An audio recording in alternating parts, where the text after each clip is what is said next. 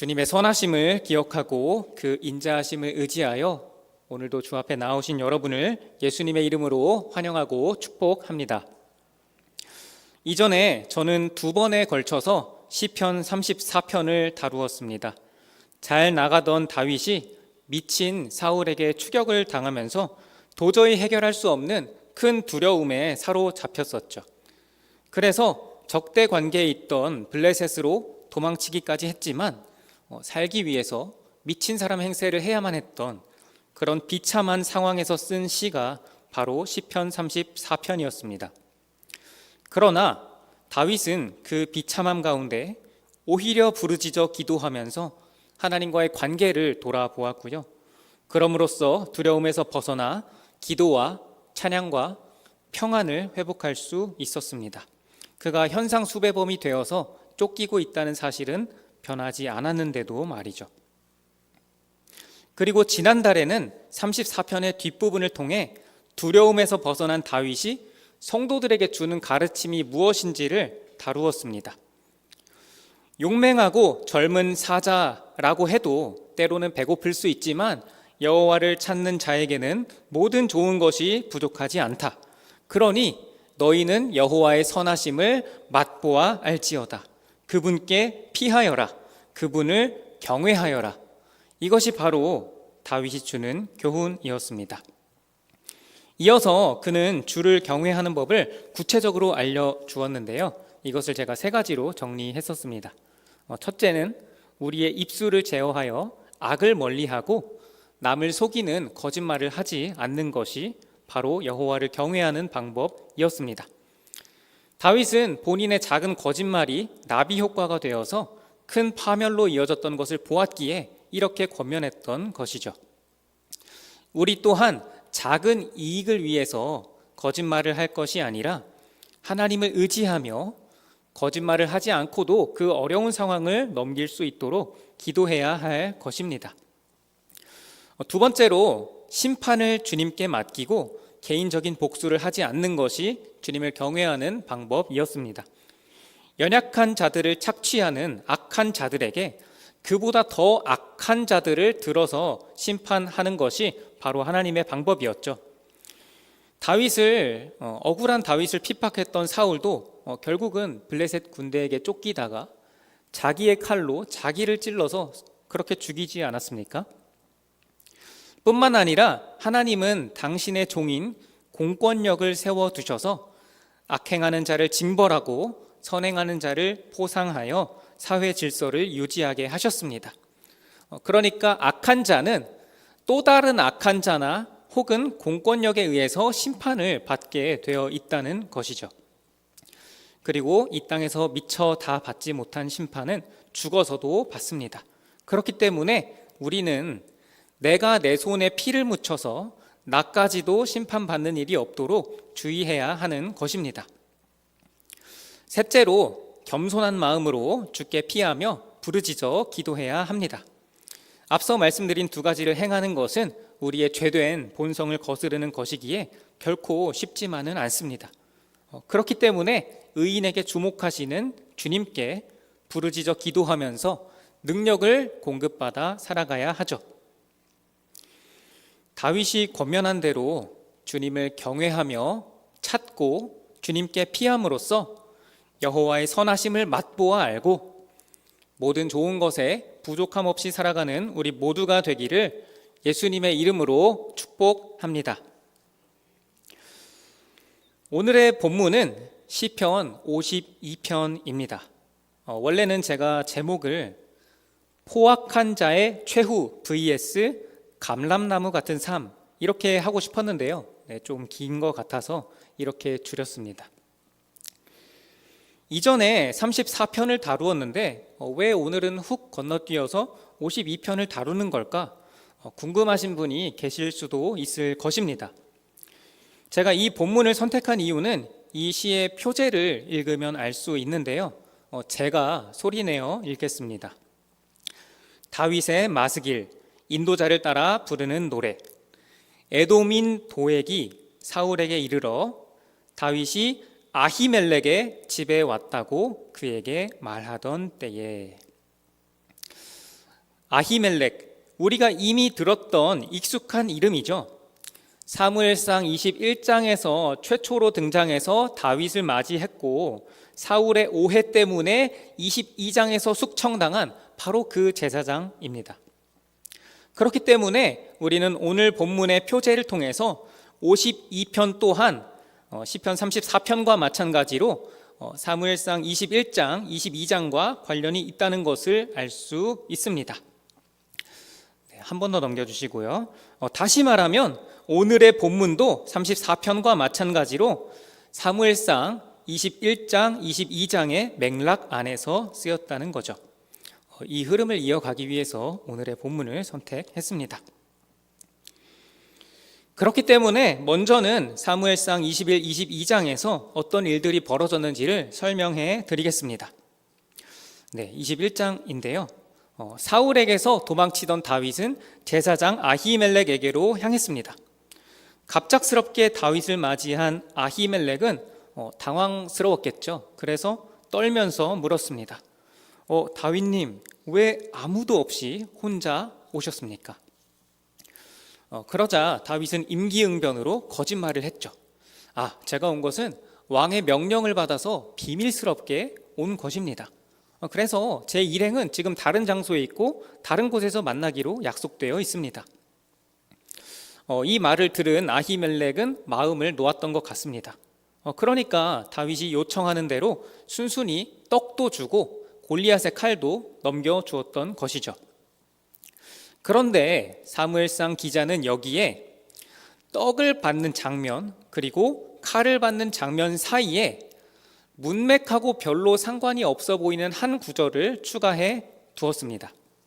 우리 21장 7절 말씀을 함께 읽겠습니다. 그 날에 사울의 신하 한 사람이 여호와 앞에 머물러 있었는데 그는 도액이라 이름하는 에돔 사람이요 사울의 목자장이었더라. 사무엘상 기자는 뜬금없이 사울의 신하요 목자장인 도액이라는 인물을 소개합니다. 그런데 뜬금없는 것이 아니라 사실은 이게 복선이었습니다. 그것은 차차 밝혀질 거고요. 도액은 이렇게 사무엘상 21장 7절에서 한 번 등장하고 21장이 끝날 때까지 더 이상 언급되지 않습니다. 다시 다윗에게로 돌아와서요.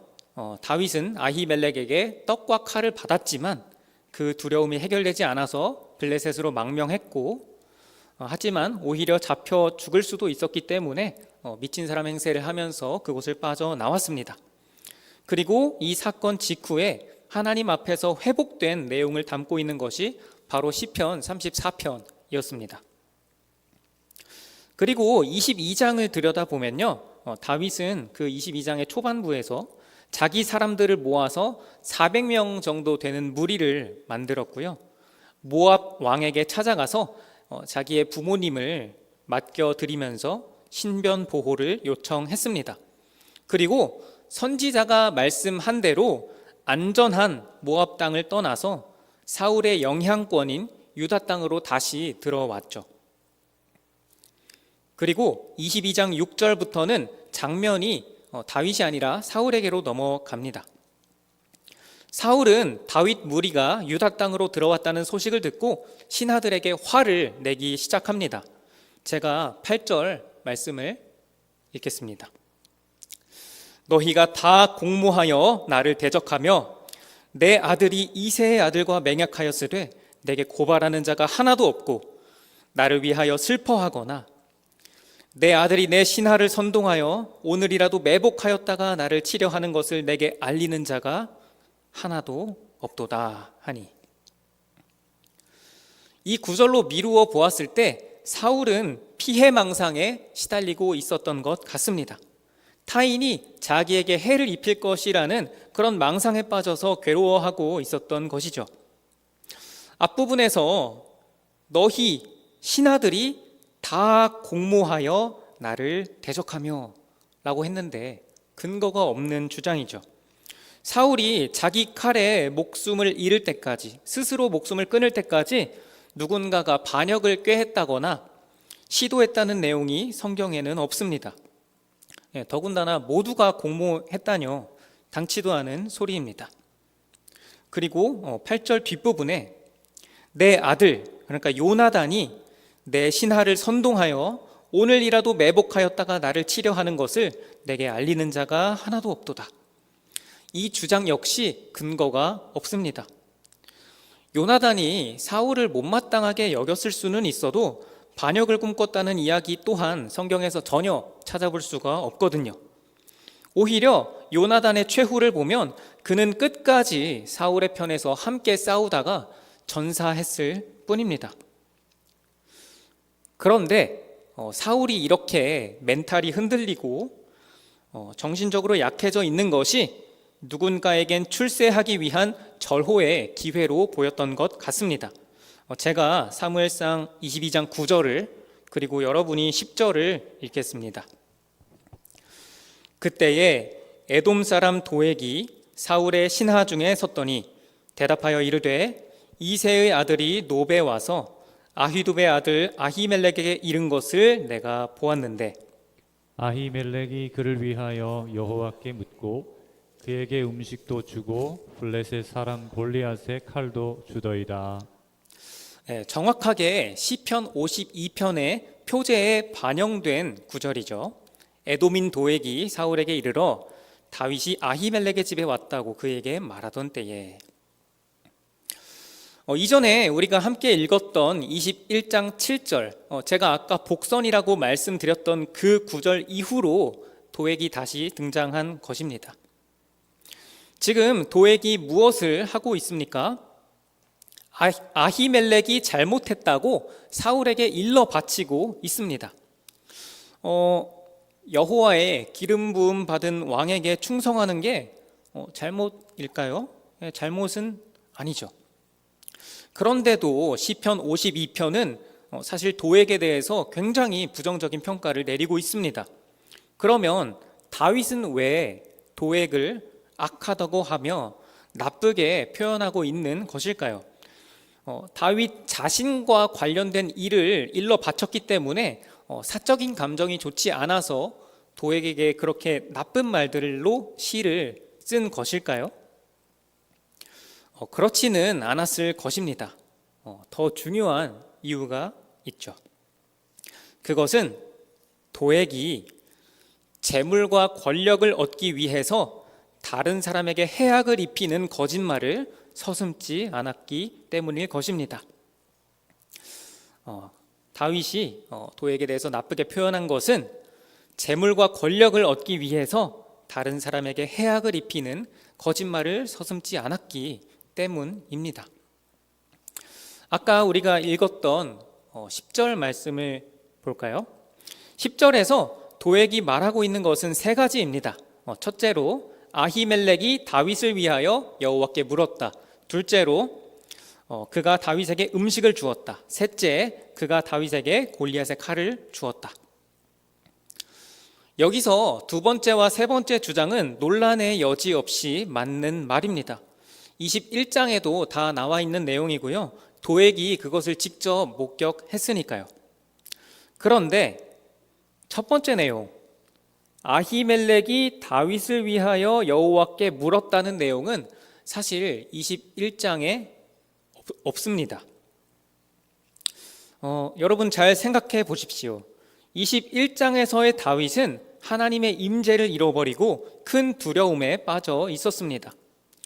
살기 위해서라는 명분이 있어서 아히멜렉을 속이는 죄를 아무렇지도 않게 저질렀죠.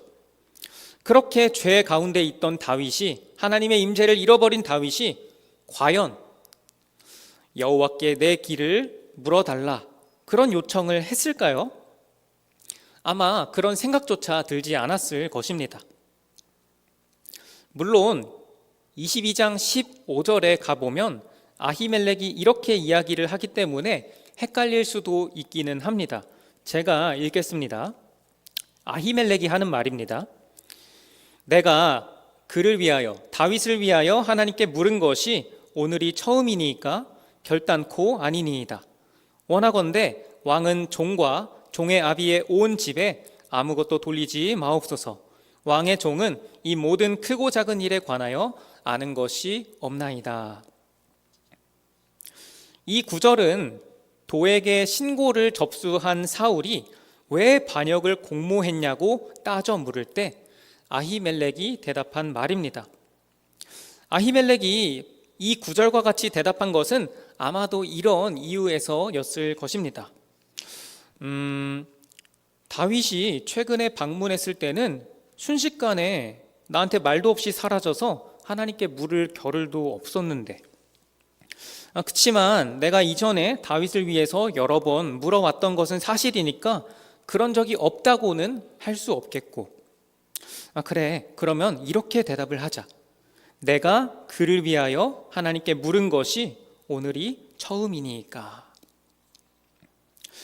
그러니까 도액은요, 얼마 전에 있었던 일과 그보다 더 과거에 있던 일을 섞어서 마치 한 시점에 일어난 일인 것처럼 말을 한 것입니다. 다시 말하면 아히멜렉이 다윗에게 떡과 칼을 준 그 일과 예전에 다윗을 위해 하나님께 물은 일이 동시에 일어난 것처럼 오해하도록 그렇게 사울에게 일렀다는 것이죠. 사무엘상 뒷부분 22장 뒷부분을 참고하면 다윗이 떡과 칼을 받을 때 다윗과 도액은 서로의 얼굴을 알아볼 수 있을 정도의 거리에 있었습니다. 그러니까 도액은 다윗과 아히멜렉의 모든 대화를 듣고도 아히멜렉이 반역하려는 의도로 그렇게 행동한 것이 아닌 줄 알면서도 아히멜렉을 다윗의 공모자로 몰아갔을 것이라는 것입니다. 네, 사무엘상 22장 7절을 보여주세요. 사울이 이렇게 말을 했죠.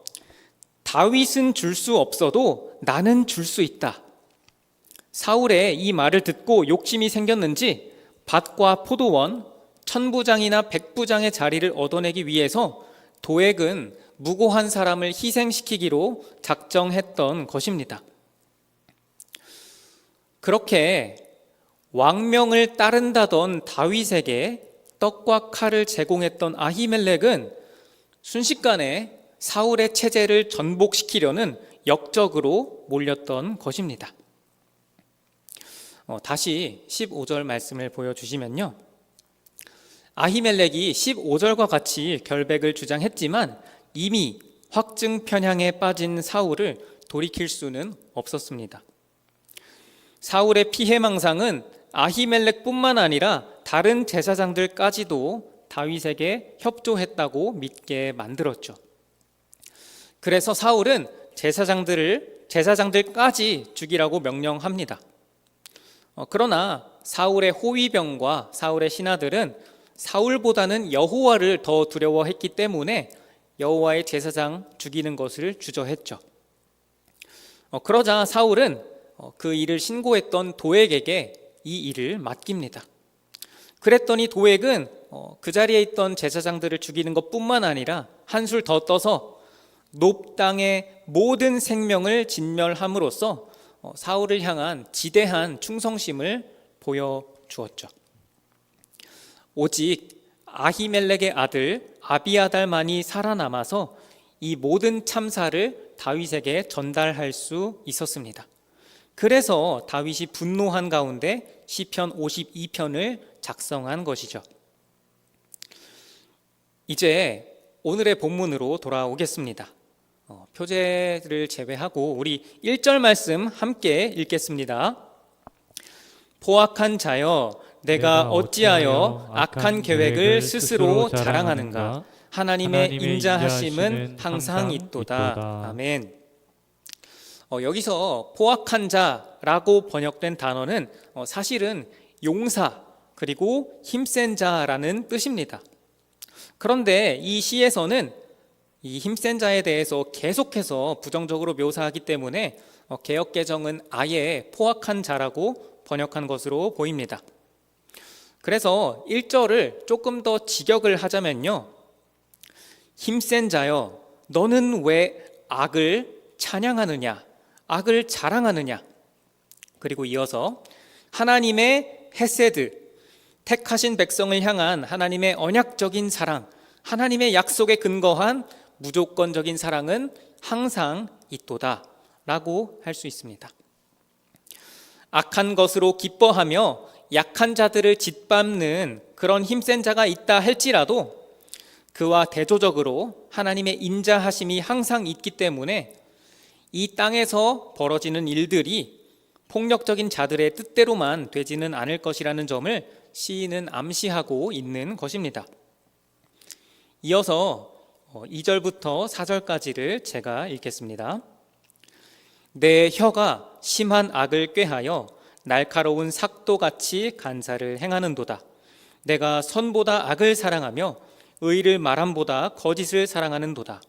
간사한 혀여, 너는 남을 해치는 모든 말을 좋아하는도다. 2절을 조금 더 이해하기 쉽게 직역하면요, 너의 혀가 파멸, 파괴를 꾀하여 날카로운 면도날같이 속임수를 행하는도다 이고요. 3절은 번역이 잘 되어 있습니다. 그리고 4절, 거짓된 혀여, 너는 남을 꿀꺽 삼키는 모든 말을 좋아하는도다. 마치 사자 같은 맹수가 사람을 잡아먹듯이, 죄인들이 스올에 삼켜지듯이 그렇게 남을 해치는 말을 그가 좋아한다는 것입니다. 다윗은 지금 자기의 출세를 위해서 성읍 하나를 통째로 진멸하고만 희생시킨 그런 도액을 떠올리면서 포악한 자의 특징을 서술하고 있는 것입니다. 그 포악한 자의 특징은 무엇입니까? 힘이 센데 악한 것을 찬양하고 자랑하고 좋아합니다. 조금만 잘못 움직이면 당장에 살을 베고야 마는 날카로운 면도날처럼 그 혀로 속임수를 써서 다른 이들을 파괴시킵니다. 선보다는 악을, 의로운 말보다는 거짓말을 사랑합니다. 거짓된 혀를 이용해서 남을 꿀꺽 삼키는 그런 말하기를 좋아합니다. 이것들이 바로 포악한 자의 특징인 것이죠. 그러나 1절 뒷부분에서 시인이 고백했던 것처럼 하나님의 헤세드, 하나님의 자비로우심이 항상 있기 때문에 약한 자들을 잡아먹는 악한 자들이 영원히 승승장구할 수는 없습니다. 우리 5절 말씀 함께 읽겠습니다. 그런즉 하나님이 영원히 너를 멸하시며 너를 붙잡아 내 장막에서 뽑아내며 살아있는 땅에서 내 뿌리를 빼시리로다. 셀라. 아멘. 네, 조금 더 직역을 하면 이렇습니다. 그러므로 하나님께서 직접 너를 깨부수어 영원히 그 상태에 둘 것이며 너를 확 잡아채고 너의 거처에서 끌어내어 살아있는 자들의 땅에서 너의 뿌리를 뽑으시리로다. 이렇게 시인은 포악한 자에 대해 하나님께서 직접 심판을 행하시리라고 선포하는 것입니다. 물론 도액이 어떤 최후를 맞았는지 성경이 기록하고 있지는 않습니다. 도액은 사무엘상 21, 22장과 그리고 오늘 본문의 표제에만 등장할 뿐 성경에 더 이상의 기록이 없거든요.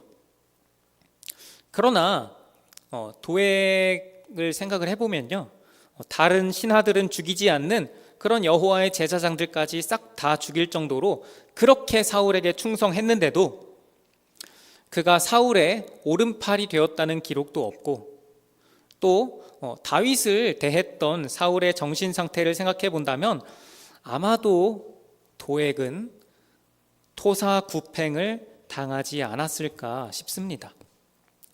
다윗이 왕위에 올랐을 때 도액을 찾아서 죽이려고 했다는 그런 기록도 없으니까 다윗이 왕이 되기 이전에 이미 숙청이 됐을 것 같습니다.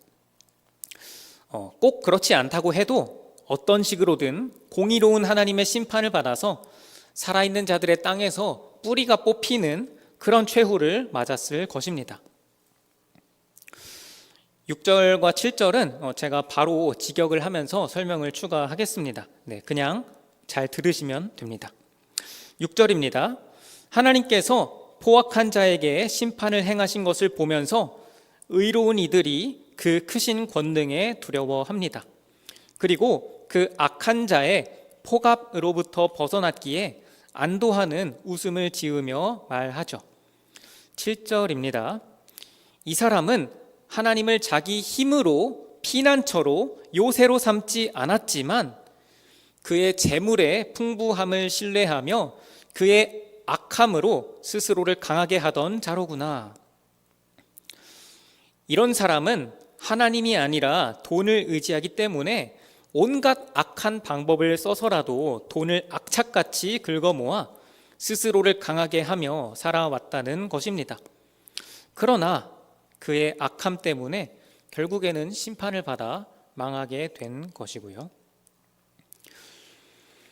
우리 8절과 9절을 한 목소리로 읽겠습니다.